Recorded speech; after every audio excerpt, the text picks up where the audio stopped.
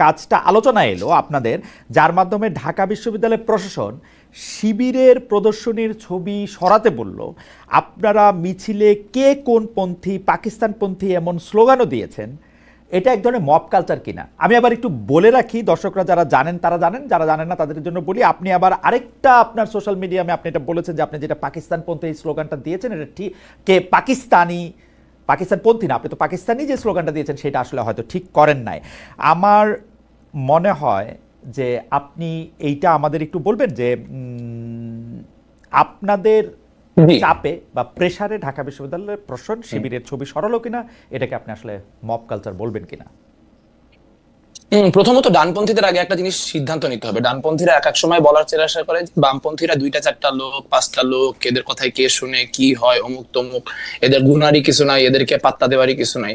তারপরে আবার কোনো কিছু হলে তারাই বলে যে বাপরে বাপ, বামপন্থীরা হচ্ছে আমাদেরকে আক্রান্ত করে ফেলছে, বামপন্থীরা আমাদের অবরুদ্ধ করে ফেলছে, বামপন্থীরা মব কালচার করতেছে, ইত্যাদি ইত্যাদি। সেদিনের ঘটনাটা খুব স্পষ্ট। সেদিন যখন কিনা এই ছবিগুলো টাঙানো হয়েছে তখন শুধু বামপন্থী না, ছাত্র দলের নেতৃবৃন্দ, সেখানে বাকচাষের নেতৃবৃন্দ, সেখানে ক্যাম্পাসের যারা মানে স্বতন্ত্র গুরুত্বপূর্ণ চরিত্র, তারা সবাই এটা নিন্দা জানাইছে এবং তাদের মোটামুটি অনেকেই প্রশাসনের সাথে এটা নিয়ে যোগাযোগ করছে। বিকাল নাগাদ যখন আমরা এখানে অবস্থান নিই, এটা আপনি মব বলতে পারতেন যদি আমরা 100 জন লোক নিয়ে যাই সেটা খোলার ব্যবস্থা করতাম, কিন্তু আমরা কি সেখানে লোকজন যে দাঁড়ায় থাকছি, আমরা সেখানে স্লোগান দিছি, কিন্তু আমরা কিন্তু ওইখানে যাই কোনো ভাঙাভাঙি বা কোনো রকম সম্মুখ জ্ঞানজামের দিকেই যাই নাই। আমরা সুন্দর মতো প্রক্টোরিয়াল টিমকে বলছি, প্রক্টোরিয়াল টিম আসছে, প্রক্টোরিয়াল টিম সাথে এসে তাদের বিবেচনা মতে তারা সেই ছবিগুলো খুলে নিয়ে চলে গেছে। এই ছবি এখন কোশ্চেন হচ্ছে যে আমার আরেকটু বলি আমি, আপনার এই ছবিগুলি সরাইতেই হইলো কেন? মানে আমি যদি ওই জায়গাটা থেকেও একটু বলি, ছবিগুলি থাকলে কি হইতো? এখন ধরেন আপনি বলতে পারেন যে হচ্ছে যে এটা তো মানে এরা হচ্ছে আপনার কি বলে বিচারিক হত্যাকাণ্ডের ভিকটিম। এখন প্রথম কথা হচ্ছে যে বিচারিক হত্যাকাণ্ডের ভিকটিম এবং হচ্ছে যে তাদেরকে আসলে আমরা ভিকটিম হিসেবে ডিসপ্লে করছি, তাদেরকে আমরা কোন রকম কি বলবো হিরো হিসেবে পোর্ট্রে করছি না। যদি এইটা অবস্থান হয় তাহলে আসলে কথাটা অন্য, যেটা শিবির মুখে বলার চেষ্টা করতেছে। কিন্তু আমরা দেখতে পেয়েছি আপনারা যে স্লোগান নিয়ে কথা বলছেন, যে আমি যখন স্লোগান দিয়েছি তুমিও জানো আমিও জানি জামাত মানে পাকিস্তানি, তার উল্টা সাইডে তারা স্লোগান দিচ্ছে যে নিজামীর বাংলায় কি শাহবাগীর ঠাঁই নাই, সাইদির বাংলায় শাহবাগীর ঠাঁই নাই, গোলাম আজমের বাংলায় শাহবাগীর ঠাঁই নাই, ঠাঁই নাই, ইত্যাদি ইত্যাদি। তো গোলাম আজমের বাংলা বলে তো কোনো কিছু এক্সিস্ট করে না। আমি কথাটা গতকালকে একটা টক শোতে বলছি, আমি যখন বলতেছি যে জামাত মানে পাকিস্তানি, আমি পাকিস্তানি অ্যাজ এন এথনিসিটি বলতেছি না। সেটা তো কত চমৎকার চমৎকার গজল গায়কে আপনি চমৎকার বলতেছেন। আমি শুধু আপনাকে একটা জিনিস, মানে আমার প্রশ্নটা আমি ক্লিয়ার করি। প্রথম কথা, একটা রাজনৈতিক দল যদি একটা বিচারিক আদালতের রায়কে বিচারিক হত্যাকাণ্ড মনে করে, যদি মনে করে যে তাদের ছবি দিয়ে তাদেরকে দেশপ্রেমিক বলতে হবে, সেইটা বিচার করার ভার কি আমাদের নিজের হাতে তুলে নেওয়া উচিত? উনি যদি কারো আপনি তুলে নিছেন, তো আপনি তুলে নিয়ে তার একটা পাল্টা জায়গায় নিয়ে গেছেন। তো কেউ যদি বলে যে নিজামীর বাংলায় অমুকের ঠাঁই নাই, যে কারো বাংলায়, মানে এটা এখন রনির বাংলায় বললে বা মেঘমল্লারের, আমি যেমন এটাকে মেঘমল্লারের বাংলা বলতে চাই, তো এখন রনি যদি আমাকে এটার জন্য আক্রমণ করে, রনিকে এটা আক্রমণটা করতে পারবে নাকি ওর জাজ করতে হবে ও ঠিক বলতেছে না ভুল বলতেছে? কি করবে আসলে? প্রমাণ কোথায় হলো? মানে আমরা তো এখানে সম্মুখ অবস্থান নিছি, কোন রকম তো কোনো মানে কি বলবো হতাহতের ঘটনা তো ঘটে নাই। না, হতাহতটা পরে হয়েছে, মানে আদর্শটা আমি বুঝতে চাচ্ছি আপনার কাছে খারাপ কেন লাগতেছে বিশ্ববিদ্যালয়ের জায়গায়। বিশ্ববিদ্যালয়ের খুব ক্লিয়ারলি বলি যে ধরেন তারা যুদ্ধাপরাধী কিনা এই নিয়ে আপনি তর্ক করেন, সমস্যা নেই, কিন্তু তারা যে রাজাকার এটা নিয়ে তো কোনো দ্বিমত নাই। তারা যে পাকিস্তানের পক্ষে অবস্থান নিয়েছিল 1971-এর সময়, এবং তারা সেই সময় আল বদর বলেন, আল শামস বলেন, এই বাহিনীগুলির নেতা হিসেবে অনেক লোকজন ছিলেন। তাদেরকে আমি বলতেছি যে তাদের বাংলায়, বাংলাদেশ তো একটা কনসেপশন, বাংলাদেশ তো শুধুমাত্র একটা রাষ্ট্র না। আপনি যখন পাকিস্তানের মতো, আমরা বলছি 47 আমাদের অর্জন, অমুক আমাদের অর্জন, 47-এর ঘটনা ধরে আপনি যখন দেশভাগের ক্ষেত্রে আপনি বলতেছেন। কিন্তু মিস্টার বসু, আমার আসলে আমার দেশ সম্পর্কে আইডিয়াটা আপনি আমাকে আরেকটু কনসেপ্টটা যদি একটু ক্লিয়ার করতেন। আমার তো ধারণা ছিল যে বাংলাদেশটা হচ্ছে এমন একটা দেশ, সেটা সবারই বাংলাদেশ, রাজাকারদের বাংলাদেশ এটা হইতে পারবে না। এইটা কি আমরা চাই যে রাজাকারদের কি আমরা এখন কোথাও ফেলে দিব বা কোথাও তাড়িয়ে দিব যদি আমাদের শক্তি থাকে? ব্যাপারটা কি এরকম চিহ্নিত করব? মানে রাজাকাররা তো সরকারের আশপাশ দিয়ে ঘোরাঘুরি করতেছে, তারাই দেওয়ার আলোচনা আসতেছে কোত্থেকে? আমার যেটা খুব প্যারা লাগতেছে গোটা কনভারসেশনটাই মনে হচ্ছে যে জামাত ইসলামী সামহাও 5ই আগস্টের পরের একটা প্রান্তিক ক্যারেক্টার। মানে আপনি আমাদের প্রক্টর বলছে তিনি নাকি পারমিট উইথড্র করছেন, তারপরে প্রোগ্রাম 3 দিন চলছে, তাহলে ডিফ্যাক্টো প্রক্টর তো আসলে এস এম ফরহাদ এখন ঢাকা বিশ্ববিদ্যালয়ে।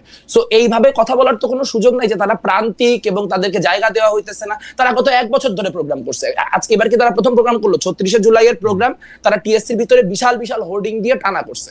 আমরা তাদের সাথে রাজনৈতিকভাবে অপোজ দেখে আমরা কি করছি, আমরা 14 ডিসেম্বর টিএসসির বাইরে অন্যান্য বিভিন্ন রকম ডেমনস্ট্রেশন করে ওখানে অন্যান্য আপনার মানে 14 ডিসেম্বরের যে ইতিহাস সেটা সামনে আনার চেষ্টা করছি। তো গণতান্ত্রিক পলিটিতে সেটাই হবে যে আমি তো তাকে কখনোই মানে কি বলবো আক্রান্ত করে উঠাই দিতে হবে, তাকে ছড়াই দিতে হবে, এই কথা তো কেউ বলতে যায় নাই। কিন্তু আপনি দেখেন যে আমি মানে একদম চিহ্নিত পাকিস্তানপন্থী নেতাদের ছবি 36 জুলাইয়ের প্রোগ্রামে আপনার ওখানে বসায় দিলাম, এবং বসায় দেওয়ার পর যে রিপারকাশন আসলো সেই রিপারকাশন কিন্তু গোটা পলিটিটা থেকেই আসলো।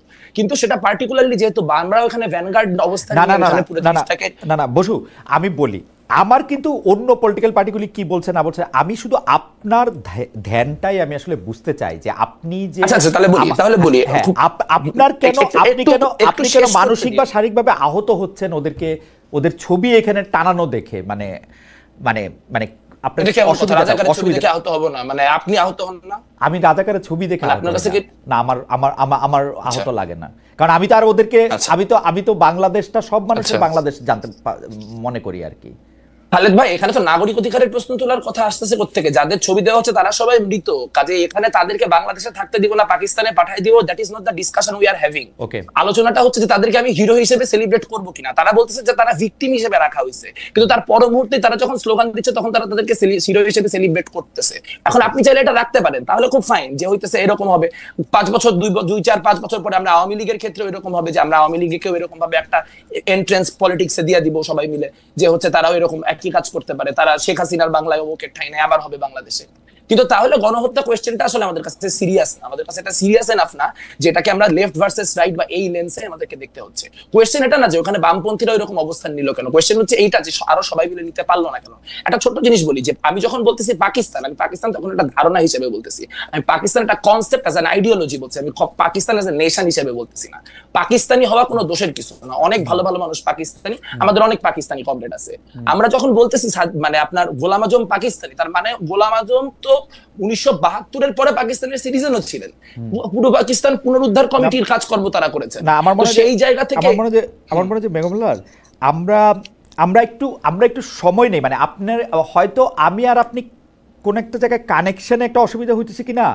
আমার কাছে মনে হয় যে আপনি বাংলাদেশে আইন আদালত আছে, পাশাপাশি বাংলাদেশে রাজনৈতিক কর্মকাণ্ডও চলবে, রাজনৈতিক দলগুলিও থাকবে, কিন্তু একটা রাজনৈতিক দল আরেকটা রাজনৈতিক দলের বিশ্বাসকে বা তার ইডিওলজিকে আপনি কাউন্টার করার জন্য ওইখানেই সশরীরে দাঁড়ায় এই প্রতিবাদটা করবেন কিনা, এবং এই প্রতিবাদটা আসলে সেই জায়গায় যদি বিশ্ববিদ্যালয়ের কর্তৃপক্ষ স্টেপই না করতো তাহলে এটা আরও একটু খারাপ জায়গায় যাইতো কিনা, আমি ওইটা বুঝতে চেষ্টা করতেছি যে আপনার মনটা।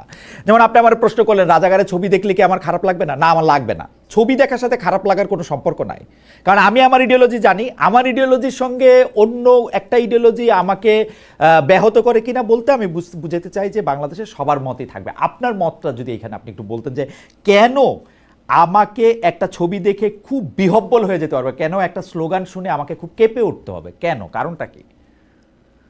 কারণ এখানে আমরা খুব স্পষ্টত দেখতে পাচ্ছি 24-এর যে অভ্যুত্থান, সেই 24-এর অভ্যুত্থানকে নানান ফর্মে 1971-এর কাউন্টার হিসেবে জামাত শিবির দাঁড় করানোর চেষ্টা করতেছে।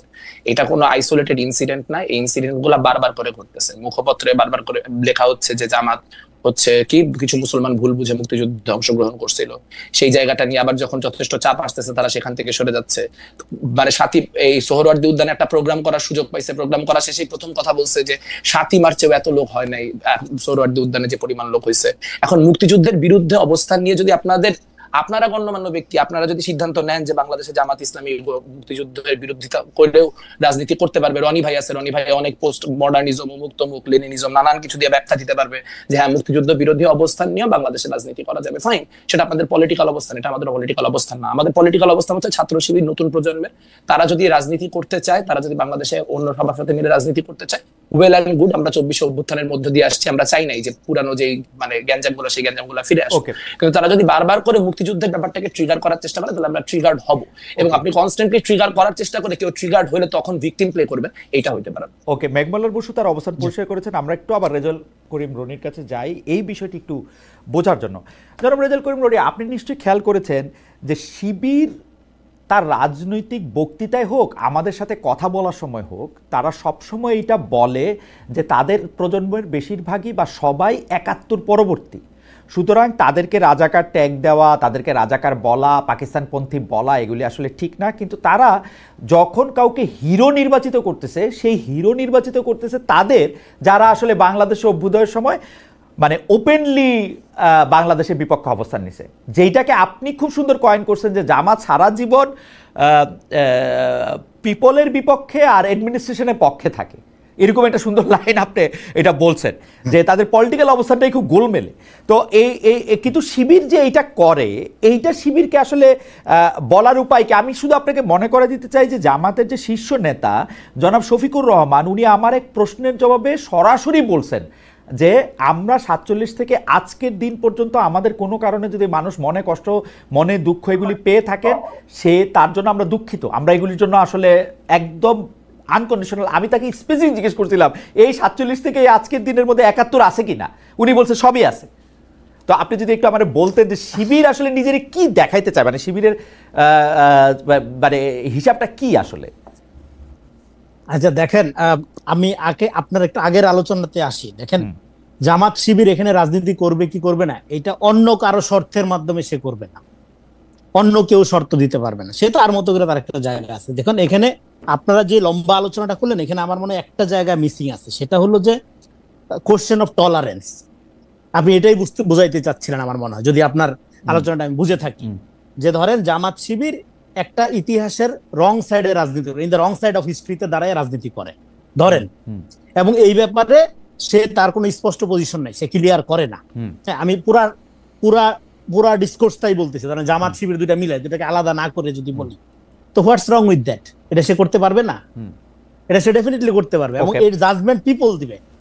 পিপল এটা গ্রহণ করবে কি করবে না, এই দায় পিপলের উপর ছেড়ে দেবে। কিন্তু আপনি যেটা করছেন, আপনি টলারেন্সের কোনো কালচার চর্চা করছেন না। আমি বলি যে বাংলাদেশে টলারেন্সের কালচারটা নষ্ট করছে কিভাবে? নষ্ট করছে এরকম ফ্যানাটিক ইডিওসেন্ট্রিক লোকগুলো। কিভাবে তারা নষ্ট করছে? দেখেন, একটা সমাজে টলারেন্সি ফার্স্ট দেন ডেমোক্রেসি। আমাদের সমাজে ডেমোক্রেসি কেন আসে নাই? কারণ আমরা জাজমেন্ট করি একটা লোককে আমার ইডিওলজির সাপেক্ষে। দেখেন ইতিহাসে এক সময় যে বিষয়গুলো পূজনীয় ছিল, মুক্তির প্রতীক ছিল, এবং মুক্তির আকাঙ্ক্ষার ভেতর থেকে যে সমস্ত স্লোগান উচ্চারিত হয়েছিল, পরবর্তী সময়ে সেগুলো নির্যাতনের হাতিয়ার হয়ে উঠতে পারে। যেমন ৭১-এর চেতনা, ৭১-এর চেতনা এখানে গণহত্যাকারী চেতনা হয়ে উঠেছিল, এবং আওয়ামী লীগ এই ৭১-এর জনযুদ্ধটাকে একটা আওয়ামী যুদ্ধে পরিণত করছিল, এবং সেই চেতনা ব্যবহার করে, এবং রনি আপনার নিশ্চয়, আমাদের নিশ্চয় সবার মনে আছে, সেই চেতনা ব্যবহার করে মেঘ মোল্লারের চক্ষু আক্রান্ত করছিল। কিন্তু সেই চেতনা ব্যবহার করে, সেই চেতনা ব্যবহার করে মেঘবল্লারকে পিটানো হয়েছে, মেঘবল্লারকে পেটানো হয়েছে, তার চোখ এই চেতনা ব্যবহার করেই করা হয়েছে, এক্স্যাক্টলি করা হয়েছে। এবং বিশ্বজিৎকে হত্যা করা হয়েছে এই চেতনা ব্যবহার করে, বাচ্চা ছেলেদের গুলি করা হয়েছে এই চেতনা ব্যবহার করে। একটা ছাত্রলীগের ছেলে যখন একটা কিশোরকে কোপাচ্ছে, একটা মানুষ তো মানুষকে কোপাইতে পারে না, সে কোপাচ্ছে রাজাকার মনে করে, যে সে একটা 13 বছরের বাচ্চাকে রাজাকার মনে করে কোপাচ্ছে। এই যে যখন আপনি ইডিওলজিক্যাল ডক্ট্রিনের মধ্যে ঢুকে একটা মানুষকে ডিহিউম্যান করে ফেলবেন, করে তাকে আপনি হত্যাযোগ্য করে তুলবেন, ইট বিকাম ফ্যাসিজম। আচ্ছা, এইটাই ফ্যাসিস্টিক আইডিয়া। আপনার বাক্যটা শেষ হলে আমি আরেকটা বাক্য, আমি একটা ছোট্ট প্রশ্ন আপনাকে করতে চাই। শেষ করতে দেন। আচ্ছা, আপনি শেষ করে দিলে আমারে বলেন, শেষ করে দিলে আপনি বলেন। হ্যাঁ, আমার একটা প্রশ্ন করার আছে। তো ফলে এইখানে আমাদের এই যে ইডিওলগ যেটা করলো, হ্যাঁ, এবং এই মুক্তিযুদ্ধের বয়ানটাকে কারা নির্মাণ করছে? কলকাতাপন্থী বুদ্ধিজীবীরা নির্মাণ করছে, যাদের সাথে রণাঙ্গনের মুক্তিযুদ্ধের কোনো সম্পর্ক নেই, বড় অর্থেই নাই, তারা এটাকে গড়ে তুলছে। ফলে এখানে মুক্তিযুদ্ধের আওয়ামী ন্যারেশনটা যেরকম আমাদের জাতীয় ইতিহাস নির্মাণের ক্ষেত্রে আমাদের বাধাপ্রাপ্ত করছে, এট দ্য সেম টাইম জামাতের জন্য ৭১ একটা বারমুডা ট্রায়াঙ্গেলের মতো। এইটা আপনি ঘুরা ফিরা যখনই এটার উপর দেশে যেতে ফল করে, হ্যাঁ, এটা ওই যে আপনার বারমুডা ট্রায়াঙ্গেল একটা ব্যাপার আছে না, প্লেটের উপর গেলে এটা নাকি নাই। আপনি শেষ করলে আমি শেষ করলে একটা, ফলে এখন প্রবলেমটা যেটা হলো, হ্যাঁ, যেটা বলতেছিলাম, ফলে আপনি দেখেন যে রাজাকার একটা ঘৃণিত শব্দ 71 সালে, 24-এ কিন্তু আমি কে তুমি কে রাজাকার এইটাই মুক্তির স্লোগান হয়ে উঠলো। ফলে আপনি যদি রাজাকার একটা চিরকালের ঘৃণিত শব্দ, জামাতের একটা পজিশন, এটা চিরকালের রং পজিশন, এই জায়গায় যদি ধইরা থাকেন তাহলে প্রবলেমটা যেটা হবে, আপনি ইতিহাসের নামে একটা ইতিহাস বিবর্জিত পজিশন নিলেন। ওকে রনি, যে রাজাকার আমি প্রশ্নটা করি, অপরাধী কিন্তু সেই রাজাকার স্লোগান দিয়েই 24-এ যে মুক্তি ঘটাইতে হলো, সেখানে আমার মনে রনি আপনি আমাকে একটু প্রশ্নটা করার সুযোগ দেন। আপনি টলারেন্সের কথা আমি শেষ করি, নইলে এখানে ভুল বুঝবে। আচ্ছা শেষ করেন। ফলে এই যে ফলে যেই চিন্তাটা, যেই বাক্যটা 71 সালে এত ঘৃণিত ছিল, পরবর্তী সময়ে এবং যে মুক্তিযুদ্ধের চেতনা, ডেফিনেটলি এটা একটা ইমোশনের ব্যাপার ছিল। 71 থেকে যারা যুদ্ধ করে ফেরত আসা নতুন দেশ গঠন করতে চাচ্ছে, পরবর্তী সময়ে সেটা গণহত্যার হাতিয়ার হয়ে উঠলো। পরবর্তী সময়ে এই রাজাকারী আবার একটা ইতিহাস একটা আয়রন জ্যাকেট ফিক্সড ব্যাপার না। আপনি প্রশ্নটা করেন। আমি প্রশ্নটা বলি, সেটা হচ্ছে যে আমার প্রথম প্রশ্ন, আপনি টলারেন্সের কথা বলতেছিলেন, আপনি বলতেছিলেন যে ডেমোক্রেসির আসলে প্রথম লক্ষণ বা লক্ষ্য আসলে টলারেন্স হওয়া উচিত, বাকিগুলি পরে আসলেও হবে। এই টলারেন্সের ক্ষেত্রে আমি যদি বলি, মেঘমল্লার বসু এবং তার বন্ধুরা ঢাকা বিশ্ববিদ্যালয়ে শিবিরের সেই প্রদর্শনীর সময় সেখানে দাঁড়িয়ে যে স্লোগান দিচ্ছিল, তারপরে তাকে যেভাবে অ্যাটাক করা হয়েছে সাইবার জগতে বা অন্য জগতে, সেইটা কি আসলে টলারেন্স হয়েছে?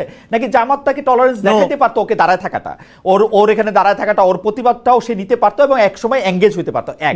আর দুই হচ্ছে আপনি টলারেন্স ব্যাপারটা তো, আচ্ছা আমার আরেকটা প্রশ্নটার আরেকটা জায়গা আছে। আপনি যেখানে 24-এর স্লোগানটার কথা বলতেছিলেন, তুমি কে আমি কে রাজাকার ঘৃণিত শব্দ বইলাই, এইটা আমাদের সবার গায়ে লাগছে প্রধানমন্ত্রী শেখ হাসিনা যখন ওই বাচ্চাদেরকে রাজাকার বলছে, এবং ওইটা কিন্তু ঘৃণা হিসাবে সে বলছে তুমি কে আমি কে রাজাকার কে বলেছে স্বৈরাচার, এবং কে বলেছে স্বৈরাচার পরে যুক্ত করলেও ওদের যে আমাকে রাজাকার বলা হয়েছে, এটা ছিল হচ্ছে ওদের প্রথম এবং ফরমোস্ট ট্রিগারিং ইভেন্ট, যেটা পরে দিয়ে গিয়া আবু সাইদে মানে মাল্টিপ্লাইড হয়েছে, অনেক গুণে বাড়ছে, মুগ্ধে গিয়া এটা একদম মানে সারা। কিন্তু রাজাকার শব্দটা ওই সময় ঘৃণিত ছিল, এখনো কিন্তু আসলে মনের মধ্যে হয়তো ঘৃণিতই।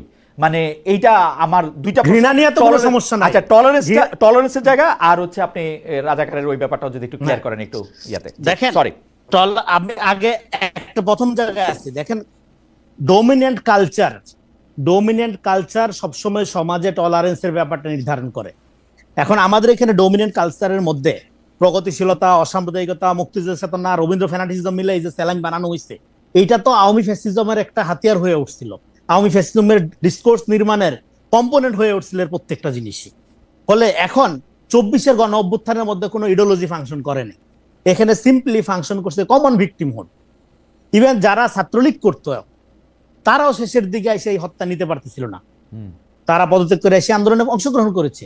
এখানে ডান বাম, প্রগতিশীল অপ্রগতিশীল, ইসলামিস্ট হিন্দু মুসলিম পাহাড়ি নির্বিশেষে নাম ছিল। ফলে এইটার মধ্য দিয়ে সমাজে আপনার ইডিওলজির মীমাংসা হয়ে যায় নাই। ফলে এখন কিন্তু আমাদের এখানে ডোমিনেন্ট ডিসকোর্স, যেটা এই যে প্রগতিশীল সেকুলার যে ডিসকোর্স, সেই ডোমিনেন্ট ডিসকোর্সের মধ্যে টলারেন্সের কালচার কি নির্মাণ করা হয়েছে? নো, নির্মাণ করা হয়নি। কারণ এই ডিসকোর্সটা, এই তর্কটা যে হিস্টোগ্রাফির উপর নির্মিত, তার মধ্যে ইনহেরেন্টলি ইসলাম বিদ্বেষ রয়ে গেছে। কারণ হলো এটা হলো বেঙ্গল রেনেসা, বেঙ্গল মডার্নিটির মধ্য দিয়ে যেই ডিসকোর্স, তার ভিতর থেকে এটা, সেগুলো লম্বা আলোচনা, আমি জাস্ট ছোট করে বলতেছি এখানে। ফলে এখানে টলারেন্সের কালচারটা আপনি বুঝবেন, এখানে ডোমিনেন্ট কালচার, টলারেন্স ব্যাপারটা আপনি বুঝবেন, ডোমিনেন্ট কালচার কিভাবে টলারেন্স প্র্যাকটিস। না রনি, এখানে আমার একটা ছোট প্রশ্ন আছে আপনার কাছে, আমি আবার আসবো, আমি প্রশ্নটা করে রাখি। আপনি ডোমিনেন্ট কালচারের কথা বলতেছিলেন, কিন্তু আপনি যাকে ডোমিনেন্ট কালচার বলে আইডেন্টিফাই করতেছেন, আমি কিন্তু যোগাযোগের একজন ছাত্র হিসাবে গত 10 বছর ধরে ডোমিনেন্ট কালচারটা চেঞ্জ হয়ে যেতে দেখতেছি।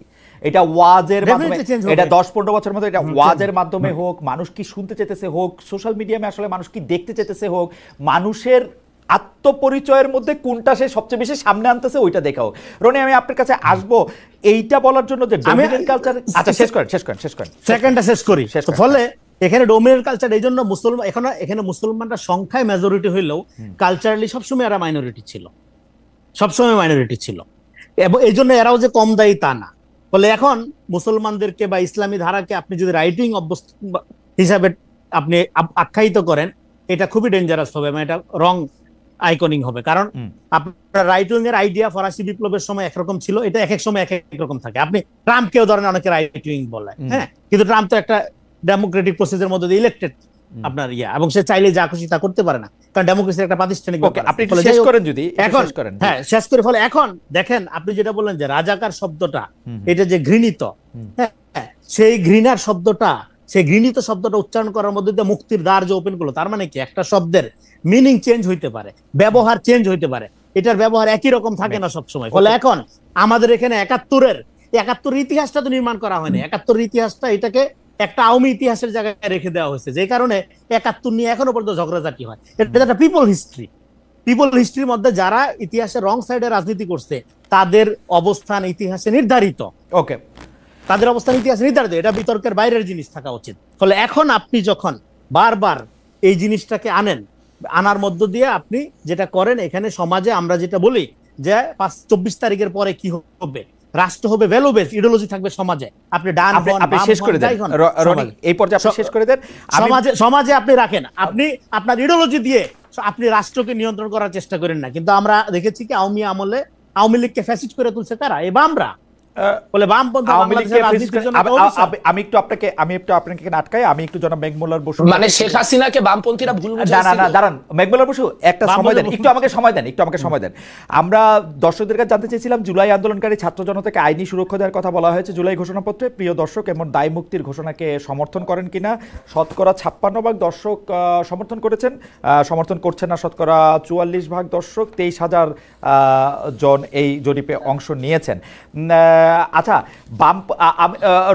জনাব রনি একটি কথা বলেছেন, জনাব বসু নিশ্চয়ই আপনি এই কথাটা জবাব দেবেন। আমি একটু খালি যুক্ত করি যে আপনি কি মনে করেন যে শেখ হাসিনার বিরুদ্ধে আন্দোলনে আপনারা প্রত্যক্ষভাবে অংশগ্রহণ করেছিলেন বাম শক্তিগুলি। আমি আপনার কথাই বলি, আপনার নেতৃত্বে আপনি যে রাজনৈতিক দলের ছাত্র শাখার নেতৃত্ব দেন তারাও অংশগ্রহণ করেছিল, কিন্তু এই আন্দোলনে আপনাদের কি ভূমিকা, মানে আমরা মনে রাখবো যে আপনারা কি অনুঘটকের ভূমিকা পালন করেছেন, সহযোগী ভূমিকা পালন করেছেন, সামনে থেকে কোনো আদর্শের জায়গা থেকে এক হয়েছেন, নাকি আপনারা একটা অক্সিলারি ফোর্স মানে সংখ্যা হিসাবে সেখানে উপস্থিত ছিলেন? জনাব মেঘমুল্লার বসু একটু যদি বলতেন, রনিকেও একটু অ্যাড্রেস করেন যে এই ফেসিবাদ। হ্যাঁ, জি বুঝতে পেরেছি। আপনার যে শেষ প্রশ্নটা, এই প্রশ্নটার উত্তর আমি দিব না এই সেন্সে যে আসলে আমাদের রোল কি ছিল, we will late history decide it for itself. আমাদের বড় কোনো মিডিয়া হাউস নাই, আমরা বড় কোনো কিছুর মানে আমাদের যে অবদান এটা কোনো কি বলবো মানে বট আইডি দেয়া বলেন বা হাজার হাজার বিশাল স্ট্রাকচারাল এলিমেন্ট দিয়ে এটা পোর্ট্রে করার কোনো উপায় নেই, আমি চেষ্টাও করব না। আমি বলবো যে আমরা কোথায় ছিলাম সেগুলো খুব প্রত্যক্ষ, কারণ আমরা কোনো এমবেসির সাথে মিটিং করি নাই, তো আমরা মোটামুটি মাঠে ছিলাম পুরোটা সময়। তো মাঠে মানুষজন দেখছে এবং যারা ওই সময় অন্যান্য শক্তি যারা প্রত্যক্ষভাবে মাঠে ছিল তারা এটা ইভ্যালুয়েট করবে। মেঘমুল্লার আপনি মন খারাপ করেন না, আমি শুধু প্রশ্নটা করি যে আপনারা কি না আমি আমার মনে হয় আগস্টের আন্দোলনে আপনারা প্রত্যক্ষভাবে অংশ নিয়েছেন, সেটা আমি দেখেছি, আমি এটা সাক্ষ্য। কারণ হচ্ছে যে আমি সারাক্ষণই তখন কানেক্টেড থাকতাম, নানাভাবে টেলিভিশনে যা দেখানো হয়েছে তার চেয়েও বেশি আমি আসলে দেখতে পেরেছি নানা কারণে। এখন মেঘমুল্লার আমাদের প্রশ্নটা যদি আমি অন্যভাবে করি, আপনাদের কোন ইডিওলজি আসলে জুলাই স্পিরিটের মধ্যে আছে সেইটা থেকেও যদি একটু বলেন, আগের রনিটা যদি একটু বলে নেন যে আন্দোলনটা মানে আমাদের আন্ডারস্ট্যান্ডিং হচ্ছে যে আমরা মুক্তিযুদ্ধপন্থী। সো আমাদের কাছে মুক্তিযুদ্ধ মানে হচ্ছে একটা বৈষম্যহীনতার সমাজ, যেই সমাজে মানে অর্থনৈতিক বলেন সামাজিক বলেন এইসব জায়গায় সাম্য থাকবে। আমরা দেখতে পাইছি শেখ হাসিনা মুক্তিযুদ্ধকে কাজে লাগায়, মুক্তিযুদ্ধের নামকে ব্যবহার করে বাংলাদেশের মানুষের বিরুদ্ধে যুদ্ধ ঘোষণা করতেছে, এবং তারা মুক্তিযুদ্ধের যে সাম্যের আইডিয়া, সেই সাম্যের আইডিয়া থেকে অনেক দূরে যায়। মুক্তিযুদ্ধ ব্যাপারটাকে একটা first class citizenship, second class সিটিজেনশিপের মতো করে হচ্ছে কিছু সার্টিফিকেট ধারীর জন্য একটা আলাদা ব্যবস্থা করে দিচ্ছেন, এবং তার মধ্যে দিয়ে বাংলাদেশে যে একটা বৃহত্তর যুব সমাজ, সেই যুব সমাজ তার যে কর্মসংস্থানের জায়গা, সেই কর্মসংস্থানের জায়গা থেকে ব্যাহত হচ্ছে। তো আমরা আমাদের প্রো লিবারেশন যে অবস্থান, আমাদের যে প্রো 71 অবস্থান, সেই প্রো 71 অবস্থানের জায়গা থেকে আমাদের কাছে মনে হয়েছে যে জুলাইয়ে অংশগ্রহণ করা আমাদের জন্য খুব জরুরি। 5ই আগস্ট 36শে জুলাই যে ঢাকা বিশ্ববিদ্যালয় থেকে যে বিশাল জমায়েত আসছিল, ওই জমায়েতের সামনে আপনারা দেখবেন এখনো টেলিভিশনে করলে একটা বড় ব্যানার ছিল। ওই ব্যানারের উপরের স্লোগানটা আমার কয়েন করা আর কি, সেটা হচ্ছে স্বৈরাচারের হয়নি পতন, মুক্তিযুদ্ধ হয়নি শেষ, গর্জে ওঠো বীর জনতা, গর্জে ওঠো বাংলাদেশ।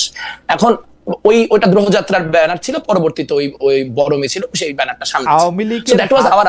আওয়ামী লীগের হাত বামপন্থী, আওয়ামী লীগের ফেসিবাদী হাত, এটা একটু আমি বলতে চাই, আমি প্রশ্নটা বুঝেছি। সেটা হচ্ছে যে আচ্ছা, কয়েকটা জিনিস খুব ক্লিয়ার হওয়া দরকার। যে বিশ্বজিৎ হত্যাকাণ্ড 2012 সালে ঘটছে, শেয়ার বাজার কেলেঙ্কারি 2012 সালে ঘটে গেছে, সাগর রুনি হত্যাকাণ্ড 2012 সালে ঘটে গেছে।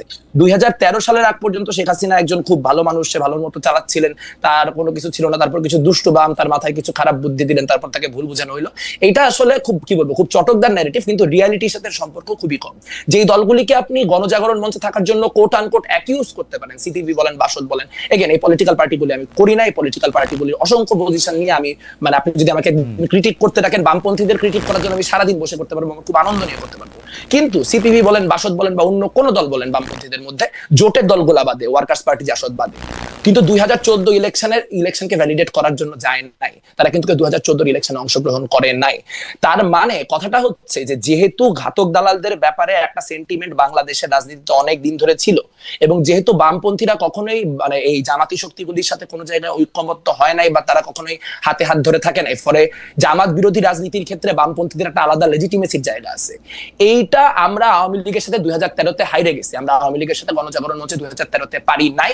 আমাদের আন্দোলন, যে আন্দোলন আমি নিজে তখন স্কুলে পড়ি, আমি গেছি এই আন্ডারস্ট্যান্ডিং থেকে যে আওয়ামী লীগ আর জামাতের মনে একটা আতাত হয়ে গেছে, এই আওয়ামী লীগ জামাতের আতাত ঠেকানোর জন্য আমাদের যাইতে হবে। এটা হচ্ছে আমার সেই সরল শিশু মনের বোঝাপড়া। এই বোঝাপড়া থেকে প্রচুর লাখ লাখ মানুষ গেছে, তাদেরকে বামপন্থীরা আলাদা কোনো ডিরেকশনে স্টিয়ার করতে পারে নাই। ফলে আন্দোলন ক্রমাগত 5-7 দিনের মাথায় পুরাপুরি আওয়ামীকরণ হয়ে গেছে। আপনাদের গণজাগরণ মঞ্চের ইতিহাস নিয়ে কথা বলতে গেলে এটাও মনে রাখতে হবে যে সাজ্জাদ চৌধুরী যখন দ্বিতীয় দিন বা তৃতীয় দিন এই গণজাগরণ মঞ্চে গেছেন, তখন তিনি হচ্ছে শেখ মুজিবের কথা, বঙ্গবন্ধু এই আলাপ করাতে তাকে বোতল ছুড়ে মারা হয়েছে যে শেখ মুজিবের আলাপ শুনতে চায় না, পারলে পাবলিকের আলাপ কিছু করতে পারলে করো। তা সেটা আসলে আমাদের একটা ঐতিহাসিক কাফফারা, আমরা 2013 কাফফারা দিতেছি যে আমরা এরকম একটা বড় 40 বছর ধরে যেটা পরিস্থিতি তৈরি হলো, মানুষ তিলে তিলে ঘাতক দালালদের বিরুদ্ধে অবস্থান তৈরি করে, সেটার জন্য একাডেমিক অবস্থান তৈরি করে, রাজনৈতিক অবস্থান করে জাহানারা ইমামরা যে লড়াইটা করে গেলেন, সেই লড়াইটা থেকে আমরা কোনো আপনার বক্তব্য মনে পরিষ্কার। আমি একটা ছোট প্রশ্ন করতে চাই, আপনি যদি এটার জবাব দিতেন।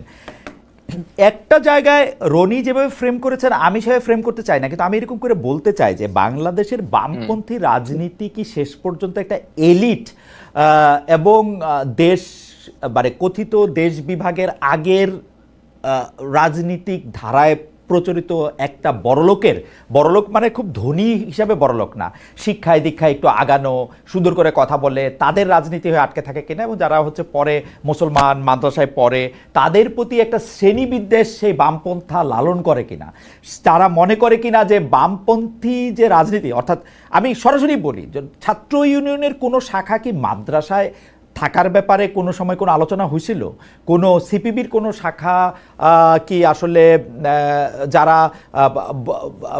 ইমাম সাহেবদের ইয়াতে যারা আছেন, ইমাম মসজিদে, তাদের কাছে কি কোনোদিন গেছিল? নাকি এইটা মানে উই আর দে অলওয়েজই? আপনি যদি আমাদেরকে 2 মিনিট একটু বলেন।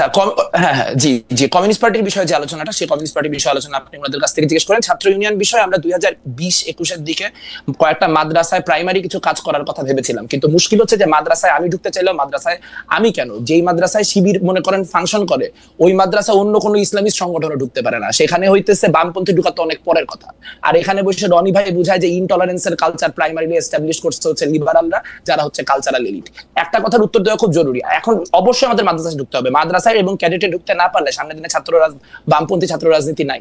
কারণ যারা মাদ্রাসার শিক্ষার্থী তারা সব থেকে বেশি বঞ্চিত, তারা সব থেকে বেশি নিগৃহীত। কিন্তু আমি আপনাকে 2টা পয়েন্ট বলতে চাই। একটা পয়েন্ট হচ্ছে যারা সারাদিন মাদ্রাসার শিক্ষার্থীদেরকে রাজনৈতিক গুটি হিসেবে ব্যবহার করেন, গত মানে 5ই আগস্টের পর থেকে 4টা আলাদা আলাদা মাদ্রাসার শিক্ষার্থী তাদের যে মাদ্রাসা, সেই মাদ্রাসায় মারা গেছেন, অর্থাৎ এবং তার প্রত্যেকটা ক্ষেত্রেই তাদের গায়ে আঘাতের চিহ্ন পাওয়া গেছে, অর্থাৎ 4 জন মারাই গেছেন। তাহলে বাকিদের অবস্থা চিন্তা করেন।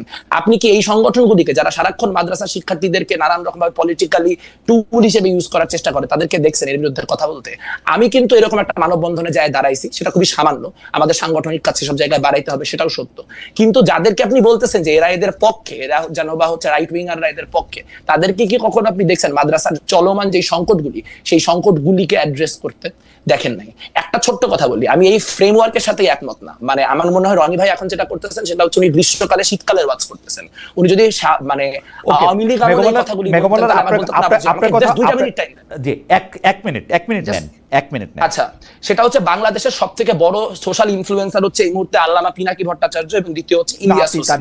তারা দুইজনের কেউই, তার নামটা ঠিক করে বলেন, মানে আপনি তো তার নামের সাথে মানে উনি তো একটা নামটা ঠিক করে বলেন, সেজন্য আমি বলতেছি।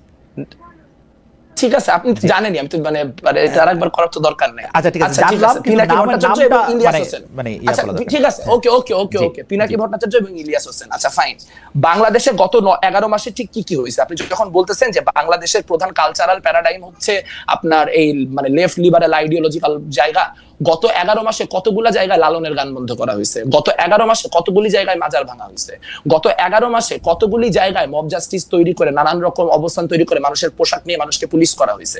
ধরলাম শেখ মুজিব অনেক বড় ফ্যাসিজমের আইকন, সেই জন্য শেখ মুজিবের ভাস্কর্য ভাঙতে হয়েছে, কিন্তু কোন অ্যান্টি ফ্যাসিজমের প্রয়োজনে, কোন ক্যালকেশিয়ান কি বলবো হেজিমনির বিরোধিতা করার প্রয়োজনে সিধু কানুর ভাস্কর্যগুলা ভাঙতে হয়েছে আপনি বলতে পারেন?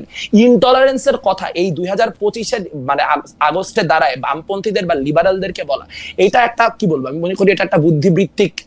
ওকে, আপনার কাছে আবার আসবো আপনার 1 মিনিটের পরে। ম্যাকমোলার আপনি বলেছেন, আমি রেজাউল করিম রনি আপনার কাছে একটু বুঝতে চাই যে যেমন ধরেন একটা ইনটলারেন্সের কথা আমরা বলতেছি, একটা উইয়ারদের কথা একটা বলতেছি, আমরা বামপন্থীদের তাদের রাজনৈতিক যেটা হচ্ছে কোয়েস্ট সেইটা নিয়ে তারা যে যারা তাদেরকে আদার মনে করতেছে বা যাদেরকে তারা আদার করতেছে বলে আমরা মনে করতেছি, ওদের কাছে তো পৌঁছাইতেই পারতেছে না। তাদের কাছে কি তাদের একটা সংযোগ হওয়ার কোনো সম্ভাবনা হওয়া সম্ভব? যে এই সংযোগটা হইলে পরে জি ওইটা আপনি একটু বলেন। জি মানে সংযোগ হওয়া যে সম্ভব না, এই শোতে অ্যারোগেন্স দেখে বুঝতেছেন না? আপনি ল্যাঙ্গুয়েজ দেখছেন, একটা লোকের অ্যাটিটিউড দেখছেন, কথাবার্তা বলার ধরন দেখছেন, বেয়াদবির মাত্রা দেখছেন। চটকদার কথা বলতেছি আমরা, ইতিহাসের বুঝ নাই, সব বুঝ তাদের। এই যে নিজের এই যে সুপ্রিমেসি থেকে তো ফ্যাসিজম আসে, এবং বাংলাদেশের বামপন্থীরা লিবারাল, এটা বলছে কে? এসেনশিয়ালি ফ্যাসিস্ট তারা বাংলাদেশে। বাংলাদেশে কোনো লিবারাল বাম নাই। কিন্তু রনি, আপনি যে অ্যাটিটিউডের কথা বললেন, সেই অ্যাটিটিউডটা কিন্তু আমি আরো অনেকের মধ্যে দেখি আর কি। মানে আপনি জানেন আমি কাদের কথা বলছি, কিন্তু সেটার পরিণতি বাম না আর কি, সেটার উৎপত্তি বাম না, সেটার উৎপত্তি অন্য জিনিস। রাইট। এখন দেখেন বাংলাদেশে এখানে যখন ফ্যাসিবাদের প্রশ্নটা প্রধান হলো, তখন কিন্তু এখানে যারা রিয়েলি জনমানুষের রাজনীতি মিন করে বাম ব্লকের, তারা কিন্তু ফ্যাসিবাদ বিরোধী আন্দোলনে শরিক হলেন, যুগপৎ আন্দোলনে যুক্ত হলেন। হ্যাঁ, এর বাইরে যারা রয়ে গেল বিপুল অংশ, যারা নিজেদেরকে সহি বা মূলধারার বাম মনে করে, তারা কিন্তু এসেনশিয়ালি ফ্যাসিবাদকে শক্তি যোগাইছে। আরেকটা হলো যে দেখেন, এখানে আমি দুইটা জায়গায় একটু আলাপ করি, সেটা হলো আওয়ামী লীগের এই 12-13 সালে কি করছে না করছে, এবং তার সাথে পরে বামরা যুক্ত হয়ে আওয়ামী লীগকে ফ্যাসিস্ট করে তুলছে, এই ধরনের স্টুপিড আইডিয়ার কথা আমি তো বলি নাই একবারও। বাকশাল মনে নাই আপনাদের? বাকশালের মধ্য দিয়ে কি করা হয়েছিল? বাকশালের মধ্য দিয়ে এখানে বামপন্থীরা মনে করছিল যে সমাজতন্ত্র কায়েম করে ফেলবে শেখ মুজিবুর রহমান, ফলে একটা সুবর্ণ সুযোগ, বাকশালে ঝাঁপায় পড়ে সবচেয়ে সমর্থন যোগাইছে কারা? বামপন্থীরা। এবং বাকশালের কি পরিণতি হয়েছে এটা আমরা সবাই জানি। তারপরে একটা অংশ, বামপন্থীদের একটা অংশ যুগপৎ আন্দোলনে শরিক হওয়ার বাইরে যে অংশটা রয়ে গেল, তার এসেনশিয়ালি আওয়ামী ফ্যাসিবাদকে শক্তিশালী করছে এবং শক্তি যোগাইছে নানাভাবে। এটা গেল একটা জায়গা। 2 নাম্বার হইল 96 সালে, এই যে দেখেন, এই যে মেঘ যেটা বললো, তার শিশু মন, তার কচি মনে এই আশঙ্কা জায়গা ছিল যে আওয়ামী লীগ মনে হয় আবারও জামাতের সাথে আতাত করতেছে। তার মানে 96 সালে যখন আওয়ামী লীগ জামাত যুগপৎ ভাবে আন্দোলন করলো, তখন তো আওয়ামী লীগের এক কোলে বামপন্থীরা ছিল, আরেক কোলে জামাত ছিল, সব নিয়েই তো আগাইছে আওয়ামী লীগ। ফলে আওয়ামী লীগের সাথে বাম জামাত এই যে এবং জামাতের ব্যাপারে রনি আমি প্রশ্নটা আপনার উত্তরটা আমি বুঝতে পারছি না। আপনি শেষ করেন আমাদের দর্শকদের। তারা যে জামাত বিযুক্ত একটা আওয়ামী লীগ সবসময় কল্পনা করছে, করার মধ্য দিয়ে আওয়ামী লীগ কি করছে, তাহলে দেখছে ওকে, তাহলে তার ফ্যাসিজমকে কায়েম করার জন্য জামাত ক্লিনজিং এর রাজনীতি সে চালাইলো, এবং জামাত যত বড় না তার চেয়ে বড় করে তুললো। রনি দেখেন রনি এই জায়গা আমার প্রশ্নটা এই জায়গাতে আপনি বুঝতে পারবেন। রনি আমার কথা শুনেন, আপনি এইটা বুঝতে পারবেন আমার প্রশ্নটা। প্রথম কথা হলো, আমরা কিন্তু একদিক দিয়ে বলতেছি যে আসলে, এবং জানতেছিও, বামপন্থীরা কিন্তু যদি আপনি ভোটের বা পপুলারিটির জায়গা থেকে বলেন, এতই মানে অল্প যে তাদের নিয়ে আসলে কথা বলার কিছু নাই। কিন্তু ইডিওলজির প্রশ্নে আমরা বেশিরভাগ সময় যেই কাজ আমাদের পছন্দ হয় না, সেই কাজে আমরা আসলে বামপন্থীদের দায়ী করে থাকি। একই ঘটনা কিন্তু জামায়াতের ক্ষেত্রেও। জামায়াতের শক্তিটাকে আমরা ফুলায় ফাঁপায় দেখাই, যখনই আমাদের কাউকে আক্রমণ করতে হয় তখন জামাতে। এইটা কারণটা কি আসলে? এইটা কেন মনে হয় আমরা দুইটা জায়গায় দুই রকম? এটা কারণটা হলো দুইটা একই পলিটিক্স করে, এটা দুইটা একই পলিটিক্স করে, মানে জামাত দুই রকম না। আপনার এখানে বামপন্থীরা এবং জামাত একই রাজনীতি করে, দুইটাই হলো ইডিওলজিক্যাল ফোর্স। এবং idealism, ideology and total politics, এবং এটা দ্রুত ফ্যাসিবাদের দিকে যায়, এই জন্য গণতন্ত্রকে যদি আপনি, যখন বামপন্থীরা, আমি যে একটু আগে বললাম বামপন্থীরা কোনো লিবারেল না, হ্যাঁ কেন না, বামপন্থীরা গণতন্ত্রকে একটা ইডিওলজি মনে করে, কারণ ও তো যায় রাষ্ট্র ভাঙিয়া ফেলবে, ও তো রাষ্ট্র কনসেপ্টে বিশ্বাস করে না, ফলে ও যেরকম একটা প্রতারণা করে এদিক থেকে। 2 নাম্বার হলো জামাত কি বলছে যে এটা কোনো রাজনৈতিক দল না, এটা একটা ইসলামী আন্দোলন। তো ইসলামী আন্দোলন কি আলটিমেটলি সে কি করবে? সে খেলাফা কায়েম করবে, রাষ্ট্রের মধ্যে আটকায় থাকার তার সুযোগ নাই। কিন্তু যেহেতু এখানে একটা ধরেন মডার্ন ডেমোক্রেটিক প্রসেসের মধ্যে দিয়ে তাকে আগাইতে হবে, সেই জন্য সেই কনসেপ্ট, এই জন্য লেনিনিজমের যে প্রবলেম, যেটা বামপন্থীর প্রবলেম, সেই প্রবলেম একই প্রবলেম মধ্যদিবাদের মধ্যে রয়ে গেছে। তো এই ক্রিটিক দেওবন্দি আলেমরা বহুবার করছে, বহু জায়গা থেকে করছে। ঠিক আছে, ফলে দুই দিকের যে অ্যারোগেন্সের মধ্যে একটা কমন মিল, আমার মনে যে অ্যারোগেন্সের প্রশ্ন আপনি দেখতে পারবেন, আমার মনে যে অ্যারোগেন্সের জায়গাটাতে আমরা একটু থাকি। জনাব মেঘমল্লার বসু, আমি আপনাকে বলি, আপনি নিজেই সোশ্যাল ইনফ্লুয়েন্সারদের কথা বলছেন, কিন্তু আপনি একটা খেয়াল করেন যে কেন বামপন্থীদের মধ্যে একজন বড় সোশ্যাল ইনফ্লুয়েন্সার হয় নাই, কেন বামপন্থীদের কথা আপনারা দেখেন, আপনারা সব ভালো কথা বলতেছেন, সব মানুষের কল্যাণে কথা বলতেছেন, তবুও মানুষের কল্যাণে আপনাদের কথা কেউ শুনছে না কেন? সেইটার কারণ কি? আপনারা রাজনীতিবিদদের কাছে যখন আমরা এই প্রশ্ন করি তখন তারা বলে যে আমরা টাকা পয়সা এবং অন্যান্য অনেক কিছুর কাছে হেরে যাই। আমরা যখন সোশ্যাল ইনফ্লুয়েন্সের কথা বলিস তখন তার টাকা পয়সা, ভোট, এগুলির ব্যাপার থাকে না, ক্ষমতার ব্যাপার থাকে না।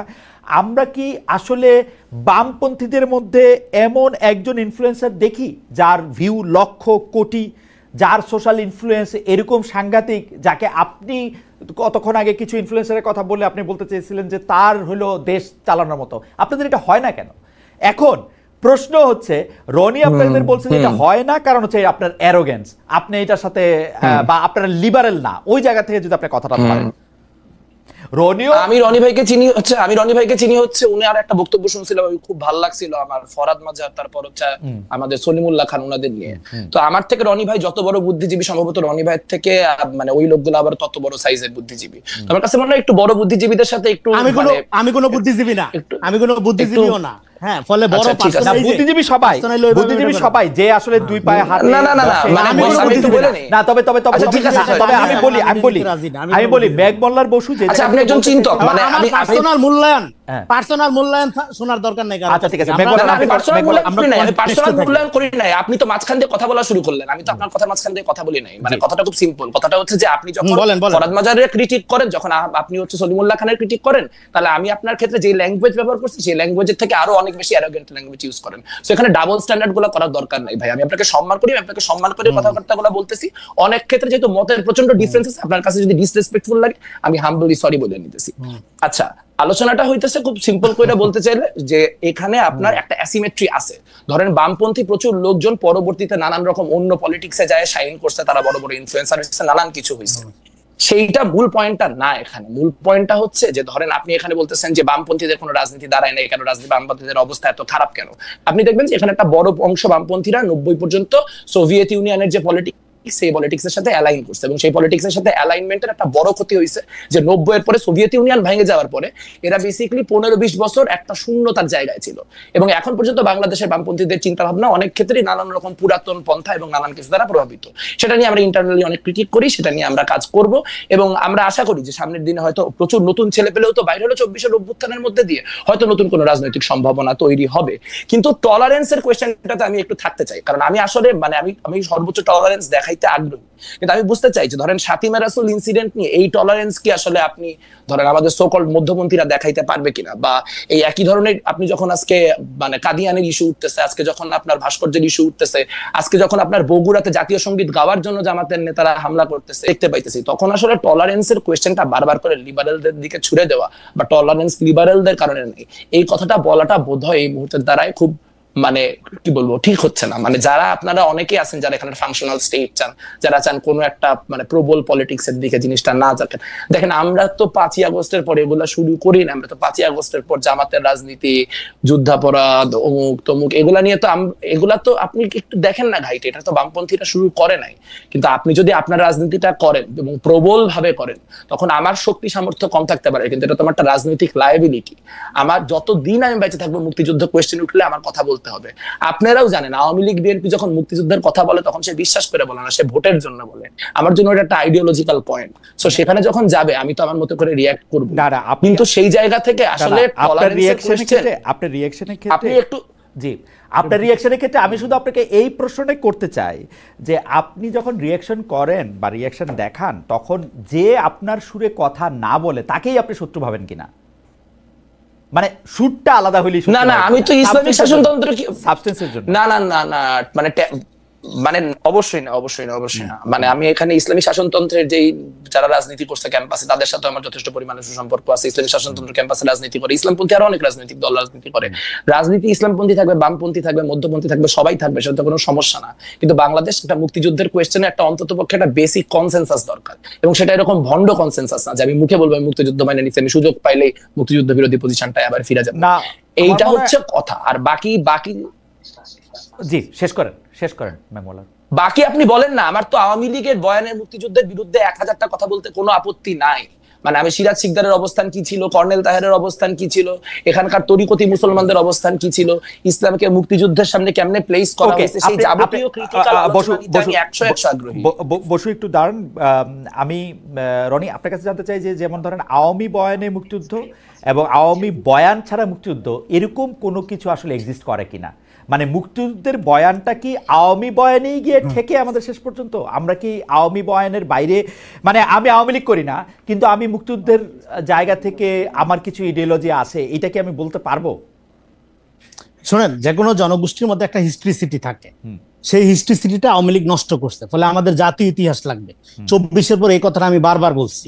হ্যাঁ, কিন্তু মুশকিলটা হলো আমরা যখন ইডিওলজির বেসিসে মানুষকে মূল্যায়ন করি, তখন আপনার ইডিওলজির বাইরের জিনিস তাকে দ্রুতই আপনি হত্যাযোগ্য করে তোলেন। এটা হলো সবচেয়ে ডেঞ্জারাস দিক, আপনি যে ইডিওলজির সাপেক্ষে করেন। এই জন্য আমরা বলতেছি একটা ভ্যালু বেজ রাষ্ট্র থাকবে, নাগরিক ভিত্তিক রাষ্ট্রে সবচেয়ে ফ্রিডম ইন্ডিভিজুয়াল। আমি কেন বামপন্থীদের লিবারাল বলি না, কারণ তারা ডেমোক্রেসিকে একটা ইডিওলজি মনে করে। ডেমোক্রেসিকে যখন আপনি ইডিওলজি মনে করবেন, ইট বিকাম ফ্যাসিজম। হাসিনা কোনোদিনও বলে নাই যে সে ফ্যাসিস্ট। আরেকটা হলো এখানে যে উদাহরণটা দিল, দেখেন আমি একটা কনটেক্সটে ফরাদ ভাই, সলিম ভাই, আমার শিক্ষক দুইজন, তাদেরকে আলোচনা করছি এবং তাদের নাম কোথাও বিকৃত করি নাই, তাদেরকে কোনোভাবে গালিগালাজ করিনি এবং কোনো অ্যারোগেন্সি ছিল না। সেটা আমি খুব ফানি ওয়েতে তাদের সাথে তাদের আইডিয়া ধরে আমি আলাপ করেছি, এবং তারা মুখোমুখি আমার সামনে ছিল না সেই আলোচনায়। তারা প্রয়োজনে এর চেয়ে ব্রুটালি আমাকে রেসপন্স করতে পারবে। আমি এখানে প্রায় মুখোমুখি একই সাথে আলোচনা করতেছি, ফলে সে যে সমস্ত শব্দ চয়ন করতেছে সহ আলোচক হিসেবে সে আমার অনেক জুনিয়র, সেটাও আমি বলতেছি না। সে ধরেন জাতির পিতা লেভেলের সিনিয়র, অসুবিধা নেই। হ্যাঁ, কিন্তু তার যে অ্যারোগেন্স সেটা পাবলিক দেখতেছে, এবং সে একটা অন্য প্রায় 1 বছর আগের সে আরেকটা উদাহরণটাই না আনলো। যেহেতু আমি ধরেন ওইখানে অ্যারোগেন্সি শো করছি, এই জন্য এখন আমার সাথে অ্যারোগেন্সি শো করা যায় যাচ্ছে, তাই না? ফলে এই যে ধরেন এই যে স্টুপিডিটি গুলো, এখন আমি এই যে স্টুপিডিটি গুলো এগুলো চর্চা করার সুযোগ আপনি বামপন্থীদের দিবেন, তারপরে তারা নাচবে, হ্যাঁ গণতন্ত্র বলবে, আর দেশে খুব গণতন্ত্র হবে। শোনেন, বাংলাদেশে বামপন্থীদের এই যে সফিস্টিকেসি, নিজেকে সুপ্রিমেসি মনে করা এবং টলারেন্সির সবচেয়ে বড় ক্ষতি শুধু না, তারা ডায়লগের কালচারই রাখে না কোথাও। এখানে যে আপনি ডায়লগ করবেন, সে প্রথমে আপনাকে বিশ্বাস করবে। আপনি 71-এর ব্যাপারে, আপনার পয়েন্টে আসতেছি, আপনি 71-এর ধরেন 71-এর পরে জন্ম, আমি 71-এর ব্যাপারে কোনো ইমোশন নাই, আমার কোনো ইমোশন নাই। আমি বাঙালি জাতীয়তাবাদ, রবীন্দ্রনাথ, অসাম্প্রদায়িকতা কোনো কিছু পছন্দ করি না। আপনি আমার মাইরা ফেলবেন? আচ্ছা, এটা হচ্ছে আপনি মাইরা ফেলবেন আমাকে বাংলাদেশে, এটা আপনার প্রশ্ন। কিন্তু তা না, তারা 71-এর ব্যাপারে একটা মৌলবাদী জঙ্গি পজিশন নিবেই, এবং তারা কোনোদিন 71-এর যে ভারতীয় বয়ান সেটার বিরুদ্ধে প্রতিবাদ করছে। এই পুরা রিজিম দইরা ভারত যে এটাকে উদযাপন করছে সবসময় তাদের যুদ্ধ বইলা, ভারত পাকিস্তান যুদ্ধ বইলা, তারা কখনো বাংলাদেশের এত বড় ইন্টেলেকচুয়ালিটি করে তারা কখনো বাংলাদেশ এই জায়গা থেকে আমি মেঘমল্লারকে জানতে চাই। খুবই ইন্টারেস্টিং একটা জায়গায় আসছেন আপনি। করে নাই, ফলে তারা সবসময় গণবিরোধী রাজনীতি করছে। তারা যেটা করছে, তারা সবসময় পুঁজিবাদ বিরোধিতার নামে যেটা করছে, পুঁজির পক্ষে অবস্থান নিয়েছে, তারা সবসময় ইস্টাবলিশমেন্টের পক্ষে অবস্থান নিয়েছে, তারা সবসময় গণবিরোধী অবস্থান নিয়েছে। বাংলাদেশ ইসলাম বিদ্বেষের জায়গায় একটা মিনিট সময় দেন। আমার ট্রেনে যাইতে হবে ভাই, আমি এখন ঠিক আছে, তাহলে আপনি যান। রনি, আপনাকে অনেক ধন্যবাদ। মেঘমলারেরও টাইম নাই, মেঘমলারকে 2 মিনিট আমি টাইম, মানে হয়তো মেঘমলার যতক্ষণ পাবেন মেঘমলার একটু বলেন। মেঘমলার দুটো জায়গায় যে আসলে বামপন্থীদের জায়গার সাথে ডায়লগই করা যায় না, এটা একটা। আর 2 নাম্বার কথা হচ্ছে যে একটা হচ্ছে যে বামপন্থীদের সঙ্গে ডায়লগই করা যায় না, আর 2 নাম্বার কথা হচ্ছে যে 71 নিয়ে ভারতের যে বয়ান, সেই বয়ানটা কোনোভাবে আপনারা এটার প্রতিবাদ করেছিলেন কিনা? বা আপনি আচ্ছা, আমি একদম শর্ট করে উদাহরণ বলি। আমি মোদির যে ভারত থেকে বাংলাদেশ আগমন মুজিব বর্ষ উপলক্ষে তার বিরোধিতা করে ঢাকা বিশ্ববিদ্যালয়ে আন্দোলন করে মানে ছাত্রলীগের হাতে রক্তাক্ত হওয়া লোক। সো বেসিক ইনফরমেশন মানে একটু জানি না কথা বলতে হবে সহ আলোচকদের। দ্বিতীয়ত হচ্ছে খুবই গুরুত্বপূর্ণ যে এখানে গত বছর যখন এই গোটা আন্দোলন হচ্ছে তার ঠিক 10 থেকে 15 দিন আগে আমরা ঢাকা বিশ্ববিদ্যালয়ে একটা বিশাল ওয়াল টু ওয়াল চিকা মারছিলাম মাওলানা ভাসানীর, যেখানে লেখা যে পিন্ডির জিনজির ছিন্ন করেছে দিল্লির গোলামি করার জন্য নয়। সো আমরা আমাদের জায়গা থেকে মুক্তিযুদ্ধের যে ভারতীয় বয়ান, সেই ভারতীয় বয়ানকে সবসময় চ্যালেঞ্জ করতেছি। এখন মেইন স্ট্রিম মিডিয়া কখন এটা দেখবে আর কখন এটা দেখবে না সেটা তো ভাই আমাদের উপর নির্ভর করে না। আপনি যদি তখন আমার উপর ওই লেন্সটা ফেলতেন তাহলে দেখতে পাইতেন, তখন ফেলা হয় নাই, দেখে দেখা যায় নাই।